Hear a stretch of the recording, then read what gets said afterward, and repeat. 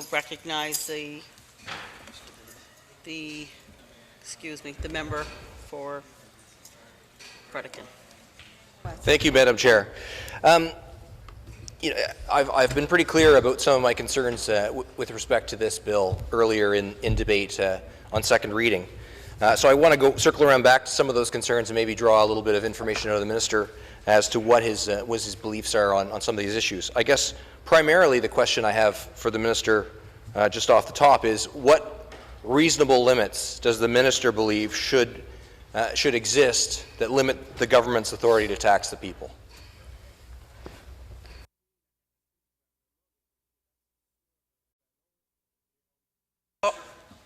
Could we just, could we just have agreement to revert back to introduction of guest? Agreed? Always a pleasure to share the floor of this legislature with our friends and allies, and I'm glad to see them here today. So I want to add my voice in welcoming them here. But we were having a little chat, Madam Chair, with the Minister of Finance, and I was talking about some of my concerns about repealing the Taxpayers Protection Act. And so the question I asked him, well, his last reply, because we got interrupted, really dealt with keeping our fiscal house in order, and how jobs in the economy are the main priorities of this government. And that's all music to my ears, Madam Chair. That's exactly what I want to hear. It remains to be seen how this government will perform by those measurements, and you can be sure we'll be holding them to account. But it's great news that this government is focused on getting the fiscal house in order and on growing jobs and the economy here in New Brunswick. That's great news. The minister did speak about innovation, and that's a wonderful thing. My concern is that the focus of this government's innovation will become what new ways to tax the people of New Brunswick. And that is central to what I've said in this House before, and I reiterate that again today. And so I go back again to my question. I mean, the bill that's before the House right now is Bill 14, and part of that bill, a substantial part of that bill, is the repeal of the Taxpayers Protection Act. I mean, the name says it all. It's an act that seeks to limit the government's power to tax the people, and calls for a referendum in cases of significant tax increases, for example, the HST. So I go back again to my question. I want the minister to tell us now, Madam Chair, what he thinks are reasonable controls on the government's power to tax. He's introduced this Bill 14 to eliminate the need for referendum on an HST increase. I'm wondering what now stands in the way of this government increasing taxes whenever and however they want.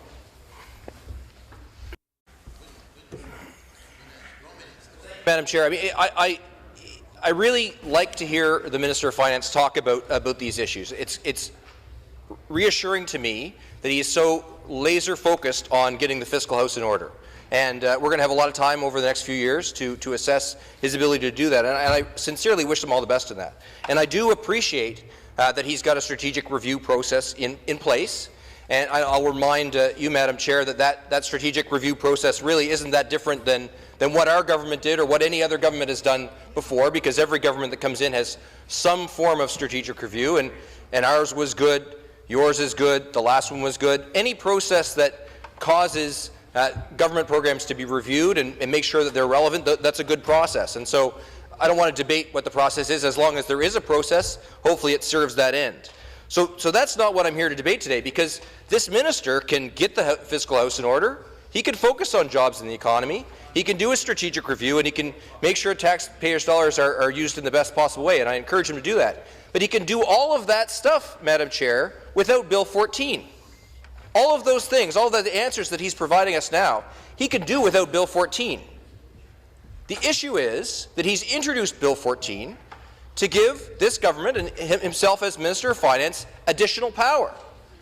He's taking away an act that is there right now to protect New Brunswickers, that's been there, as he said, for almost 15 years, that has served New Brunswickers well for 15 years.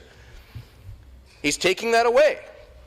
And yes, I mean, he's heard it from me before. I believe the reason he's taking it, you don't take away a right, you don't give yourself a power unless you intend to use it. So I think taxes are coming, but I don't want to dwell on that right now. I want to go back to the original question. I again ask the minister, since he can do all these things, he can get the fiscal house in order without Bill 14, what does he need to do? Why does he need to bring in Bill 14? What reasonable limits does he believe there should be in place to limit the power of the government to tax the people? Well, thank you, Madam Chair. I appreciate that the minister actually has got a good grip on how the economy works. I think he's got a good knowledge of economics. But again, I go back to my point. The minister has replied to this question repeatedly with in fact, great economic insight, talking about growing the economy, talking about how we need private sector investment, talking about innovation, talking about jobs. These are all great buzzwords, how we're going to grow the economy and increase the tax base. That's all good stuff, and I agree with that, Madam Chair. But what I don't understand, fundamentally, is why he needs to repeal the Taxpayers Protection Act to do all of that stuff. Because all of that stuff is supply side. That's all stuff that is contributing to the economy. And he can grow the economy with the powers he has right now. But he's decided to take it another step. His intent today is to repeal an act that requires the government to hold a referendum to increase HST and other taxes. And so he's obviously decided that's necessary to balance out this equation. So I'd like to hear it from the minister. Why does he feel now that he needs to repeal that act in order to do all of these things, to grow the economy and encourage investment? These are unrelated to taxation. So why does he feel he needs to repeal the Taxpayer Protection Act to do all this stuff? Well, thank you, Madam Chair. I've heard this concept raised in this House a few times that present legislatures are not bound by the decisions of previous legislatures. And that is, in fact, true, Madam Chair. What that means to say is that any legislature in and of itself can change the law that affects it. So that's certainly true. But what's also true is that every legislature, of course, is bound by all of the law that all of the legislatures have enacted. In fact, we're bound by innumerable decisions of previous legislatures. In fact, we are the recipients and the benefactors of some 2,000 years of common law. And as I pointed out before, the rights of people to protect themselves against taxation by the government go back 800 years to Magna Carta and before that. So I know that the minister considers these fundamental rights of citizens gimmicky, but I don't. I consider them to be fundamental. And there's a big difference between something that's fundamental and is a gimmick. Now, this law was enacted to give people back their rights, the rights that they have not to be taxed by government without being consulted first. And I'm sure that as the minister sits here in the shadow of King George III, he understands that concept and how it played out a little bit to our south. Taxation without consultation is a bad idea. Now, Madam Chair, I go back to my original question, and that is, what reasonable limits does this minister believe should be in place to protect the people from ceaseless taxation by the government? What are those reasonable limits? Because this minister is seeking to take away a bill that enshrines limits. So when we remove these limits, I want to know what this minister thinks reasonable limits should be in place to protect the people. Well, thanks, Madam Chair. I appreciate that the minister is clinging to his basics of economics, which is great. And like I say, I agree with him on all those points. So I want to go back to another line of questioning, and that is, he's laid out all the things he wants to do for our economy, and that I completely agree with all of that. I think that building the economy and growing the economy is absolutely his mission, and it's all of our missions, in fact. But I would want to ask the minister a very simple question then. All of these things he's set out to do, increasing the tax base, growing the economy, building jobs, all those good things he wants to do, why can't he do that with the Taxpayers Protection Act in place?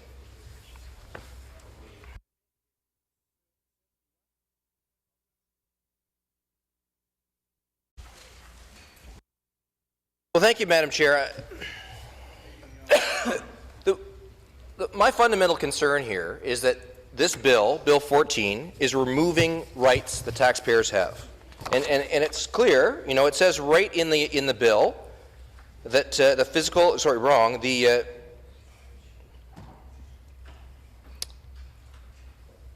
that the Taxpayer Protection Act will be repealed. The Taxpayer Protection Act is the focus of my questions. This is an act that protects taxpayers against unlimited and unreasonable tax increases by government at their whim. It's a fundamental right, and I know the minister has mentioned a number of times that no legislature is bound by the decisions of a previous legislature, and I get that, right? What that means is every legislature has a power to change the law that is before it, and I understand that.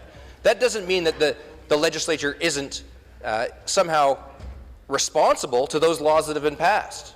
And this minister, yeah, I get it. He's been pretty transparent with people. He's bringing forward an act to repeal these rights. So he's He's doing it publicly. He's taking away people's rights publicly, so I'll give it, that's transparent. I'll give him that. But it's my concern right now that those rights are being taken away, and I see those as fundamental rights. Now, the Taxpayers Protection Act outlines very clearly that there's two ways that taxes can be raised. One is by putting it in a platform, and we've heard the minister speak about the platform. And the other, of course, is by referendum. So it's my concern that this minister was part of a team that brought forward that platform, that he had the opportunity there and then to declare what his intentions were with regard to tax increases. But if you look at that fiscal framework he's referred to in the platform, it's not there.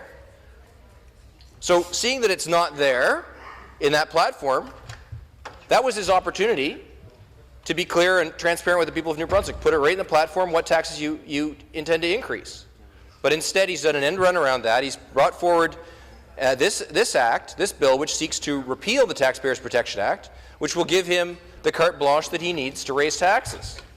So my question for the minister is, if you're going to raise taxes, why didn't you put it in the platform? That's right. Well, thank you, Madam Chair. It's great to hear the minister talk about optimizing tax dollars and keeping his fiscal house in order, and I think he's mentioned that in almost every single response he has made here today.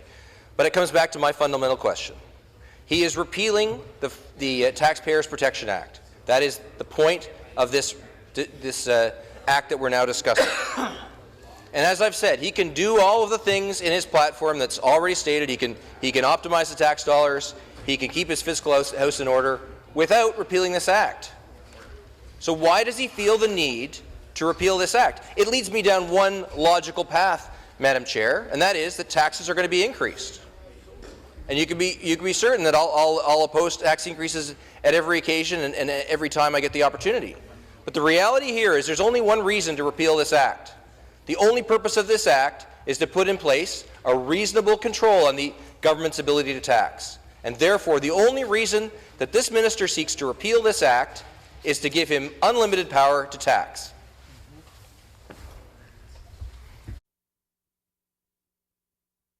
Thank you, Madam Chair. Well, you know, I'm concerned for children as well. I don't have any, but I share the minister's concern for our children, and that is that they're not burdened in future by unreasonable taxation. And I believe that this Taxpayers Protection Act is in fact a legacy to our children, and that Taxpayers Protection Act will protect them from unreasonable taxation in the future. But I think I've been pretty clear with the minister about that. At the end of the day, as I've said, there's only one reason to repeal this law. This is an omnibus bill that attacks a lot of laws and rights that New Brunswickers have, but I'm focusing in on the Taxpayers Protection Act. And I just want to know fundamentally from the minister, which taxes does he plan to raise? Because if he's repealing this act, there's only one reason to do it, and that is to bring forward in the future taxes. So which taxes is he planning to raise? So Madam Chair, am I led to believe that's the only tax that he's going to increase, the tax on the wealthiest New Brunswickers? Madam Chair, I have looked at the platform, and what is not in there is clear indication of which taxes this government plans to raise. For example, Madam Chair, there's nothing in there about plans to raise the HST. There's nothing in that platform about plans to raise tolls. And there's nothing about the platform to raise other taxes. Now, the minister has been clear. He's planning to raise taxes on the wealthiest New Brunswickers, and I understand that. That's clear. Thank you. But I want to know about the other taxes, because removing the Taxpayers Protection Act only has one end, and that is allowing the minister the right to tax without any controls on it. So I want to know from this minister which of those other taxes he plans to raise. Does he plan to raise the HST? Does he plan to raise tolls? What other taxes does he plan to raise? Thank you, Madam Chair, and I agree, as I've said before, 100% with what the minister is saying. I think that he should do all of these things. As I've said, I think strategic program review is something that every government does, and I think it's a great thing that this government does, and I think that they should put their back into it and do it as well as they can, and I'm keen to help, and I know a lot of New Brunswickers are. And they can grow the economy, and they can grow jobs. That's all great.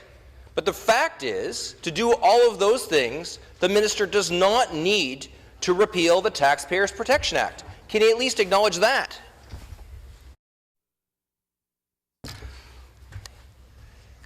Well, I'm not really sure where the minister is going with that, but I do agree, Madam Chair, that a program review is a valuable part of what we do as a successive government. And as I pointed out, we had a good plan in place to do program review. They've started their own plan, and that's what every government does. They just rebrand the same thing over and over again. I'm sure it'll have some differences, but at the end of the day, it's a positive thing, and I support that. But as I've said, basically in every question I've asked today, I've said that the minister does not need to repeal the Taxpayers Protection Act to do any of these things. He doesn't need to do it. Now, here I have Bill 14. This is what we're discussing today, Madam Chair. This Bill 14. This bill contains provisions to repeal all or part of 4 acts.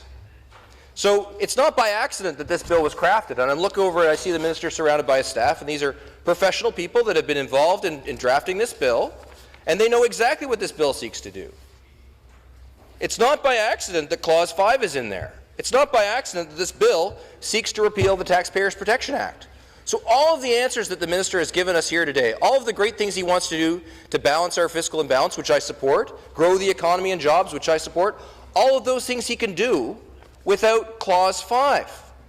He doesn't need to repeal the Taxpayers Protection Act to do any of those things. So I asked the minister, why don't we just take Clause 5 out? Chair, the minister's talked a lot about better managing existing tax dollars, and that's the reason why he's doing this. Well, I'd like to know exactly why. What does the Taxpayers Protection Act have to do with better managing existing dollars? I'm not convinced that I'm getting the answer, but I'll put it to him another way then. He's talked about government efficiency and innovation. Why do you need to repeal the Taxpayers Protection Act to improve on government efficiency and innovation? I'll call the meeting to order and recognize the member for Fredericton West, Hanwell. Thank you, Madam Chair. Back. I took this opportunity to do a little bit of research, actually, and I want to go back to one of the fundamental assertions the minister keeps making, and I think that his argument is fundamentally flawed here. He's asserted, and it's an argument that he's made a number of times, and he said so himself, that current legislature is not bound by the decisions of a future legislature, and certainly that's true. It's not bound at all. But the reality is there are lots of examples where, in fact, almost every law has a way that binds the government, not the legislature, but the government, to laws that are enacted. In fact, it's the role of this House to make laws often that have a binding effect on the government. And as he's the Minister of Transportation and Infrastructure, I'll just draw his attention to a couple of examples. One of them is the Highways Act. And I won't go through it in detail. I think the minister is probably familiar with it, but he knows full well that, for example, when it comes to closing a road, the minister's power is limited because he has to consult a municipality before he closes a road. So that's a check. That's a control in his power that's legislated. He's bound by that. And similarly, within the Motor Vehicle Act, the Act clearly sets down the conditions by which the minister, through the registrar, can license people in this province. So those are 2 examples in his other portfolio where laws that are enacted by this legislature bind the minister. So I'm just wondering if the minister, in light of this information, is willing to reconsider his basic premise, and that is that he's not bound by laws that are enacted by previous legislatures. Thank you, Madam Chair. I appreciate the minister's looking out for me in a future government, but I'll tell you I don't want that power. And it relates to my fundamental concern with regard to this legislation, and I keep zeroing in on it. But to remind everyone and the minister again, it's about the Taxpayers Protection Act, which by its very name protects the rights of taxpayers, protects them from taxation by the government. And it represents, to my mind, accrued rights of citizens. And such an act is fundamental. There's a lot of other acts that are around the margins, but this to me is a fundamental act that protects the rights of citizens, and it's part of an evolutionary process, put in accounting terms, an accrual process that has given rights to the taxpayers in the face of government. Now, just because the minister can do it doesn't mean that he should do it. And I would suggest to him that he shouldn't include Clause 5 in this bill. In fact, he should leave the Taxpayers Protection Act alone, because all the things that he said he wants to do, they're all good things. He could do them without repealing this act. My concern is that the flexibility that he's talking about actually means fewer rights for taxpayers. It actually means less transparency for taxpayers, because the Act, the Taxpayers Protection Act, sets out the clear conditions by which the HST can be raised. And when this minister removes that act, it gives him this unlimited power to raise that tax whenever he wants.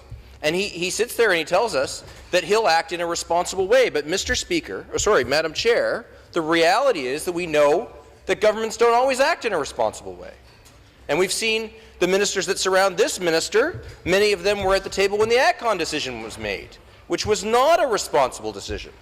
So this minister wants to tell us, just give us the power to tax you whenever we want, and we're going to do it responsibly, just trust us, it'll be fine. But I'm here to tell you, Madam Chair, that the point is that this act is in place to limit the power of men like the Minister of Finance and the Premier, and men and women that sit on this side of the House. It's to limit the power of politicians to tax the taxpayers. It's the Taxpayers Protection Act. And so I don't buy the argument, we'll act responsibly, and I don't buy the argument, just trust us. The reason the Taxpayers Protection Act exists is to limit the power of government to tax. And this bill, Bill 14, seeks to repeal that act, to remove those rights that taxpayers have earned. It's a step backward. So I ask the minister again, all the things you want to do are good. Balance the books. Make sure taxpayers' dollars are spent in a better way. Grow jobs in the economy. You do not need to repeal the Taxpayers Protection Act to do that. So will the minister now stand in the House, acknowledge that he doesn't need to do that, to repeal that act to do what he wants to do, and do the responsible thing and remove Clause 5 from Bill 14? Don't really yet realize they're in government. Our job is to ask the questions, and it's your job to answer, because you are the executive. You're the minister, you're part of the executive branch of government. And I tell you, Madam Chair, I will oppose taxation at every turn, and I have done that. I think my record's pretty solid on that. But I'm not here to be judged. It's the minister who's here to be asked questions, and what we're here to do today is ask the minister why he's included the repeal of the Taxpayers Protection Act in Bill 14. It was a deliberate decision that he has made to repeal that act. Why is that necessary? That the minister wants to direct this discussion at me personally, but I'll tell you, and I understand he wants to change the channel onto income tax. But the reality is that Bill 14 that lies before us today is about the Taxpayers Protection Act. And that act is in fact clear. That act deals with specific types of tax. One of those types of tax is HST. One of those types of tax is tolls. It does not pertain to income tax, so he can leave that discussion for another day. What we're discussing today is the power of this government to raise tolls and the HST. And they are eliminating the Taxpayers Protection Act to give them the power to do that. So, Mr. Speaker, I just want to have the minister stand in this House and recognize that the reason he has brought forward Bill 14, which includes a repeal of the Taxpayers Protection Act, is so that he will have the power to raise the HST. Can at least admit that to the House today, Mr. Speaker? Well, I do feel like the minister's a little bit of a broken record on this one, but I don't agree with his I don't agree with many of his assertions. I agree with his approach to economics. I really do. I think that he's on the right track there, and I encourage him to keep on that road. But I don't agree with his revisionist view of history, which suggests that in the past, somehow, even 10 years ago, that there were no real challenges then, and that somehow things have miraculously changed to such a degree that we now need to repeal an act, which is a significant repealing of an act is a significant move by this government. So I guess as you know, my crucial concern here resides with the Taxpayers Protection Act. And I know the minister's he's talking on about income tax, but my issue here is the HST. And that is what the Taxpayers Protection Act does not pertain to income tax, it pertains to the HST. So let's hear from the minister, what are his plans with the HST? Then, why can he not leave this Taxpayers Protection Act in place and protect taxpayers from an HST increase? So the minister just spoke about things that are fundamentally needed. Does he believe that the loan guarantees given to ATCON were something that were fundamentally needed? Well, I'd like to thank the minister. I know they're always running out of steam when they resort to ad hominem attacks, but my concern, I still have some other concerns in the Taxpayers Protection Act. I'm going to go away from the main topic of discussion and talk about the gas tax piece. This minister is both the Minister of Finance and the Minister of Transportation and Infrastructure. And so I'd like to ask him why he feels it necessary to sever the link that exists currently in this legislation between gas tax and infrastructure spending. Well, thanks, Minister. I would like to note for the record that he's not removing the tax. He's just removing the link between the tax and where it gets spent. And so I go back to my earlier point. I mean, if he's spending more than that. There's nothing in the Act that precludes him from spending more. In fact, if that's where the money needs to go, I respect his input on that, and that's what he's going to lay down in the budget. That's his prerogative. But I'm wondering why he feels the need to get rid of the minimum link.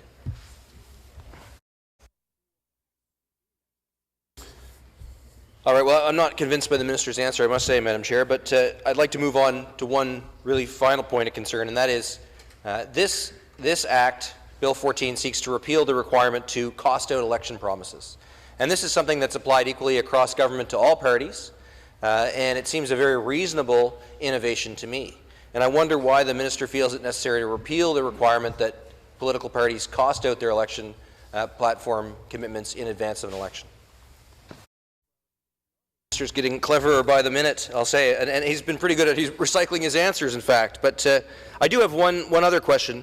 As he well knows, this Act considers some penalties to ministers, and I'm not sure if he's answered this question before or not, but I'd like an answer from him, and that is the current Act that's being repealed by Bill 14 means that ministers have to pay a penalty if their department goes over budget. And it's my belief that this is a reasonable it's a way of holding ministers reasonably accountable for what their department spends. So I wonder if the minister could provide us some rationale as to why he seeks to remove this penalty to ministers if their departments overspend. Well, thank you, Madam Chair. I'd like to thank the minister for his answers today. I'm going to finish up here. It's been an interesting exchange. I think I'll have to beg to differ with the minister on a number of key points. I am really encouraged by this minister's approach to economics, and I have agreed with most of what he said about economics. I do encourage him to do all the things he's saying. I encourage him to make really hard choices, and that's what he's there to do, and I hope he does that. I do encourage him to better manage our tax dollars. I think that's a noble pursuit. And I do encourage him to do what he can to set the conditions for economic growth and to bring jobs here to the province, although he's acknowledged himself that it's not the government that does that. In fact, it's industry, and we need to do everything we can to get out of the way and let industry do its job. So I'm encouraged by all the minister's approach to all these avenues, but I will leave him with this. I don't think that repealing the Taxpayers Protection Act is necessary for any of that. I would ask him one more time to reconsider leaving that act in place, because I think it protects the rights of New Brunswickers, fundamental rights against the government in terms of taxation. But I'll leave it at that. Thanks again to the minister, and I'm going to hand over now to my colleague, the MLA from Macdonald Lincoln.